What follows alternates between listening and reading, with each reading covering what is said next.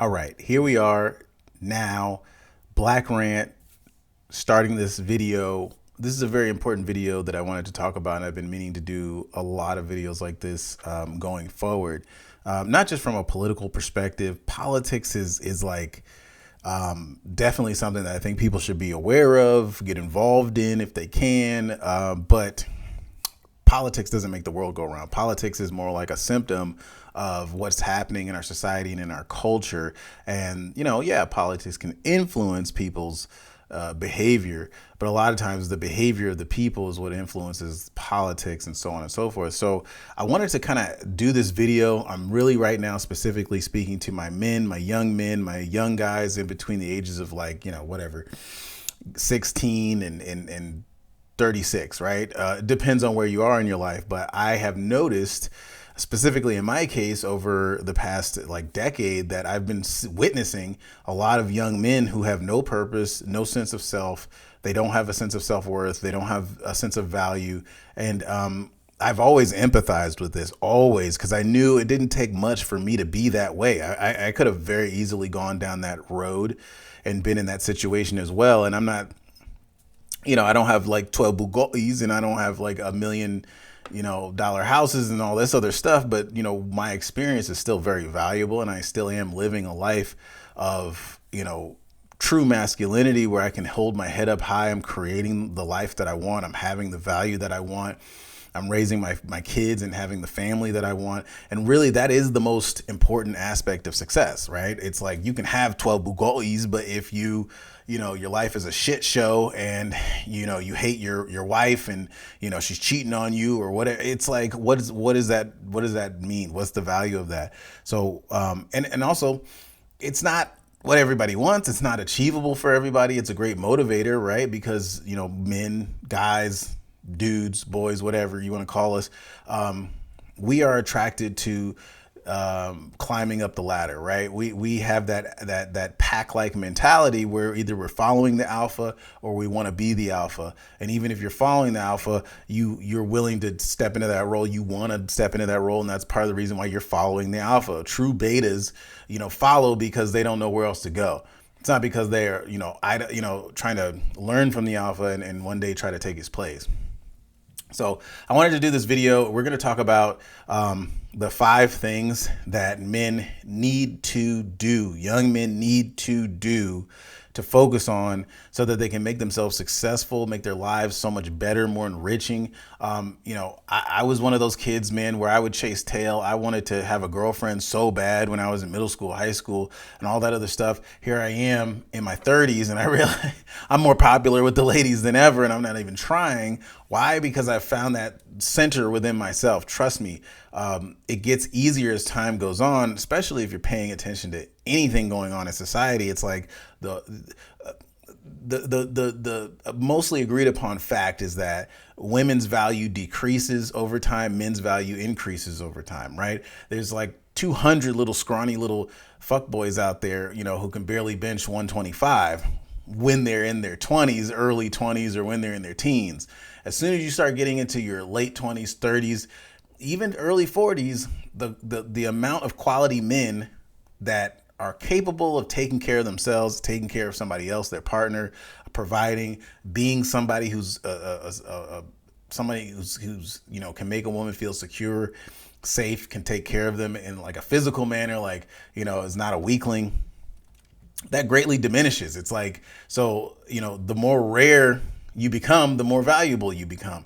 And so that's not the case with women, because it's women are basically fertile from the day that they have their first period, right? They are entering womanhood and they become able to have children, which is the value. That's not a demeaning thing. It's for all the feminists out there that want to say that's you're demeaning me down to my biology. Hey, listen, you are valuable just for existing. That is huge. Men are not valuable simply for existing. We don't live in the times when they just need bodies to throw against, a gate or, into an army. That we don't live in those times anymore. So men aren't just valuable just for being around. We have to create our own value. You have value. Women have inherent value just from being, just living, just being alive and being fertile. That is just a pure fact of history. That is a pure fact of life. That is a pure fact of society, sociology, economics, pure fucking fact. So I'm not saying women don't have other value. I'm not saying women can't write the most amazing sonnets or program computers. I mean, we wouldn't have gone to the moon if it weren't for women programming, the rocket and space missions. I'm not saying that at all. I'm just saying your value is inherent just by being alive. So you have a baseline that's higher than a man automatically. But we're going to talk about how men can create more inherent value for themselves, because we live in a society where men are being demeaned, we're being written out, we're being pushed to the side. We're being told that we don't have value unless you do have 12 Bugattis and you're like a Jake Paul and you've got a bajillion followers online and subscribers and this and that and the other. And that, my friends, I guarantee you that is not the thing that makes you valuable. You see so many famous people nowadays making stupid decisions because they have no sense of self-worth.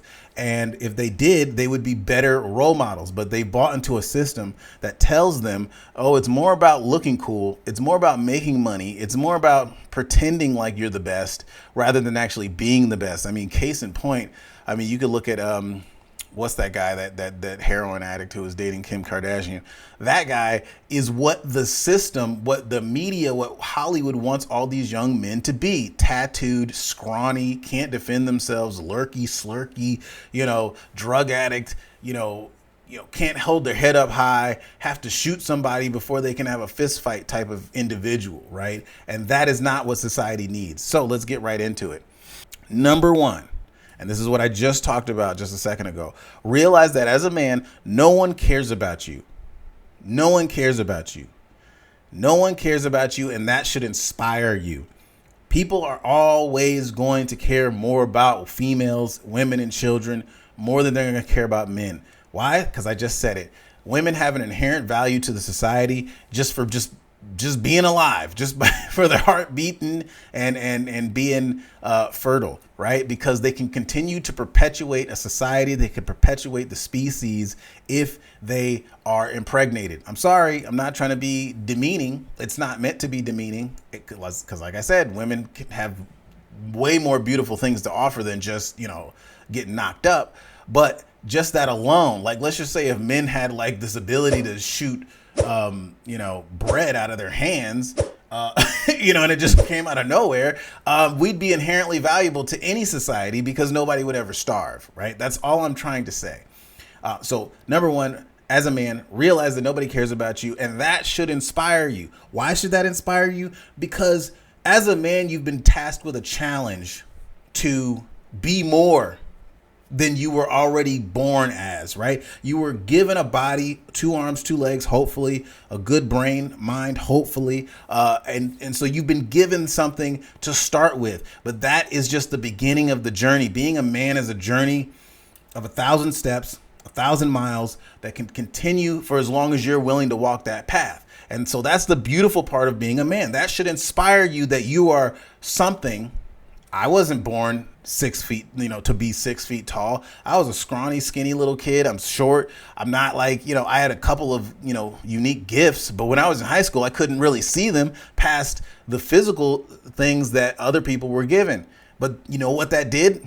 That inspired me to be better as my own individual self, right? Because if I can't be me, the best me, then I might as well not even try, right?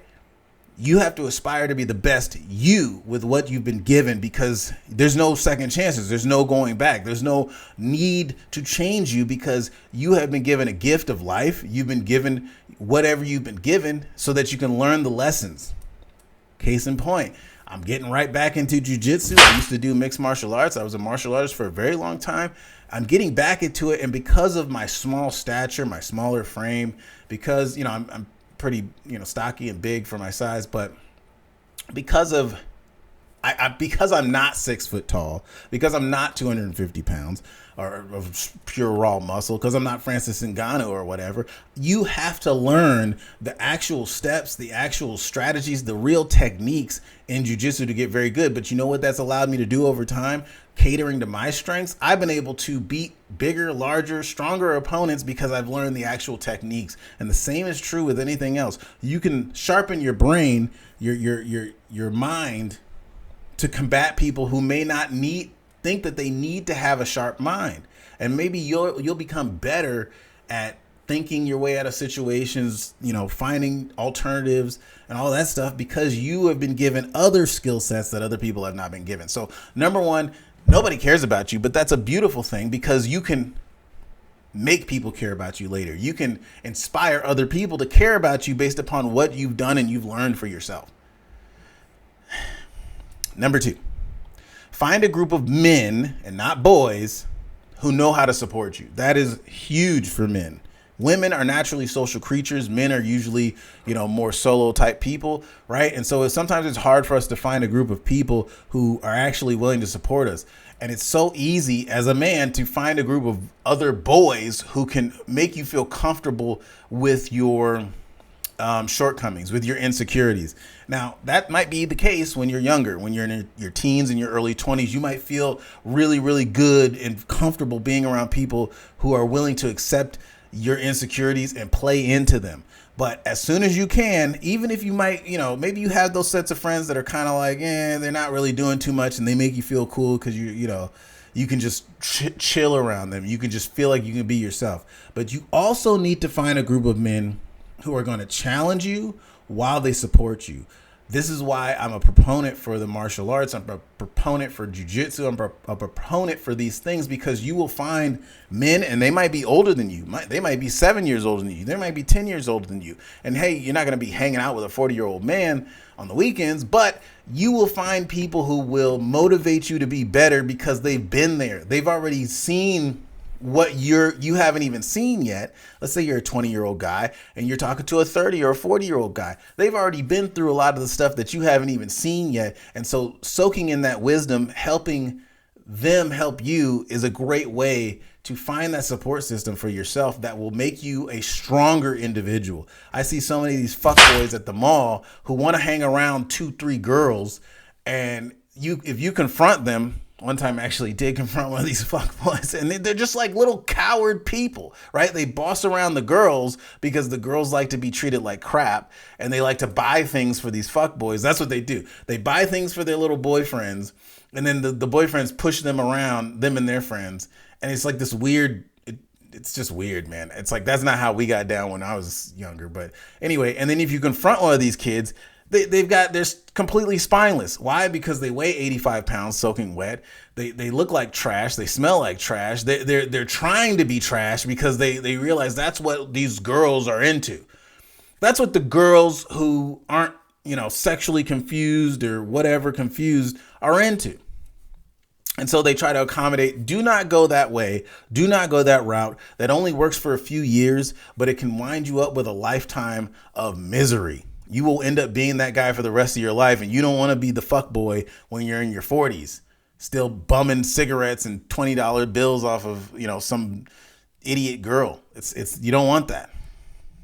Number 3, recognize that women do not inherently wish to lead, and that is your role. They do not inherently wish to lead. Now, obviously, there's some exceptions. There's some girls out there, there's some women out there who have more leadership qualities than others, and they do want to lead. But in a family type atmosphere, that is not usually the case, especially when the biology starts kicking in. You have kids and all this other stuff. But let me just put it to you like this. Even if you're 18 years old, even if you're 24 years old, and you are with a girl, and you understand that she does not inherently want to lead, and that is your role, then you have to understand that by very nature and definition of your role as being a man, that you will have to start making decisions. That does not mean that you do not incorporate your girlfriend or your partner in your decision making. That does not mean that you don't talk to this person. That doesn't mean you just put your foot down and just be a, pig-headed idiot. What that means is leading by example. If you don't want your girlfriend to pull crap out on you and start bitching at you or start, complaining at you or starting an argument with her, then you need to be more aware of when you're about to be, an immature little kid. This is not your mom. This is your girlfriend. And realize when you're about to start a fight with her for no reason. And if you are in a mood where you're not feeling her energy right there, then just be a man and just step to the side, remove yourself from the situation. Say, hey, I'm going to go over here. I got to get out of here. I got to get away from you for a little bit while and cool down. Blah, blah, blah, blah, blah, blah. That's how you lead, because if you want someone to demonstrate a behavior, you have to first show that person that behavior, especially if they've never been exposed to that kind of behavior before in their lives, right? I do this myself in my life. It's like I realized, a long time ago, if I wanted my wife to start behaving a certain way, then I had to start behaving that way. I can't just ask her to do something and not demonstrate that in my own life, in my own way. Now, obviously, these things are going to be expressed differently. I'm a man, she's a woman, so they're going to be expressed in different formats, in different ways. Women tend to do things differently than men do. So that is something you have to identify. But if you want to be a leader, if you want to just even a leader on a small level, just in your own relationship, in your own life, in your own home, you have to start understanding that you have to demonstrate the qualities that you want to see. If you want your girlfriend to stop being such a attention seeker, or you want her to stop listening to her friends, or you want her to stop going out to clubs, then you have to demonstrate that. And you have to, use your brain a little bit. Maybe you have to be like, you know what, while you're out at the club, I'm going to go to the library, or I'm going to go read a book, or I'm going to go to, martial arts class, or, I'm going to go, do something constructive, right? If you want her to do something constructive rather than destructive, then you have to demonstrate that constructive behavior. If you want her to stop spending money, then you have to start demonstrating how to be, a little bit more frugal or whatever. I'm talking about things that are a little bit more, they're older responsibilities, but the same is true. If you don't want your girlfriend to gossip about other people, then you need to be like, hey man, I really don't want to hear you speaking bad about other people. I understand that people do this or do that, and, they just, kind of deserve to be talked about, but I don't want to hear that coming from you, because all that does is it just diminishes your beauty.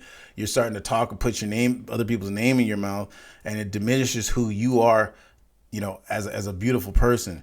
You don't need to stoop to that level. Let's talk about, if you're going to talk about somebody, like especially one of our friends, let's talk about how we can help that person out.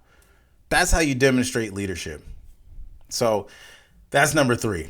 Recognize that women do not inherently wish to lead. No matter what they might be pretending or acting like, they're trying to see how much they can get away with, because the media and society over the last 20 or 30 years has taught them, well, you're in charge. And they don't even really want that. That's not even something that really makes them happy. I mean, you can see it anytime you go out, some girl who's, her man's following her around holding the purse. And it's like, you could just tell that woman is so unhappy because she gets nothing out of it other than a power trip. It's like women, trust me, in my experience, women just get so relaxed. They feel so good. They feel so calm when they can just turn it all off. They know that the man has got his head on a swivel. They're totally safe. They're totally secure. They can start talking with their friends or with their, their mom or their sister. They can just, have a good time.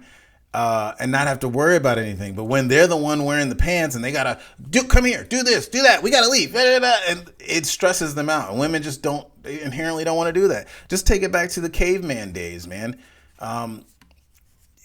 Just take it to its most simplistic tribal aspect. Even if you're looking at Native Americans or any other tribal society, if you studied them, it's like, man, the women and the kids were all chilling because the men were the men and the men were protecting the tribe. Anyway, number 4, focus on building your future family. Even if you're 18, even if you're 22, even if you're 27, even if you're 32 and you don't have a family yet, focus on building your future family. What does that mean? That means think about what you want your family to look like. Do you want your kids to be on their tablets all day staring at screens? Do you want your wife or yourself to be 20 pounds overweight? Because it can happen. Trust me, it happened to me. It's very easy for you to have a kid or have a couple kids, and all of a sudden you just, you get a little lazy, and it just happens overnight. You have to start designing that family before you have that family in your own mind. And then if your partner is mature enough, you can have those conversations with her about it. Hey man, this is what I want our family to look like. If you're at that level with this person, or even, this is what I want my family to look like in the future. I want my kids to be strong. I want them to be healthy. I want them to be in shape. I want them to be educated. I want, if I have girls, I want them to know how to take care of themselves and be able to fight off creepo men who might want to take advantage of them. They have no right to. I want my boys to be respectful. I don't want them to be these little asshole kids that I see at the supermarket screaming and tearing stuff down off the shelves. You have to think about that before it happens, because that's what really makes you a real man, not just a sperm donor, not just somebody who's, some chump with a dad bod who's had a couple kids with somebody. But a real man focuses on what they want for their kids and for their future and for their kids' future, because that's what it's all about. It's about the propagation of the species. Now, if you don't want to have kids, you need to continue to think about number 5. Number 5 is focus on what you want on your tombstone. Now, if you don't want to have kids, think about what you want on your tombstone. What do you want your tombstone to say? So-and-so was a fuckboy. He didn't have any money, so he always borrowed off of girls. Like, they paid for everything, and that was cool when he was, 22. When he got to be 52, it was a little less cool. Like, what do you want your tombstone to say, right? Your tombstone should say, honorable person, real fighter, leader. What do you want your tombstone to say? Think about that. Maybe even get a little, graphic of a tombstone out, a little picture, engrave it on a digital platform and say, this is where I want it to be, because that will be the walk and the journey that you're taking for the rest of your life. And that all leads back to number 1, where you realize that as a man, no one cares about you unless you make them care about you. And if you leave a legacy that can be written on a tombstone, you will guaranteed be forging a future of a real man. Thank you very much for listening, and I hope you guys tune in again. This has been BlackRant signing out.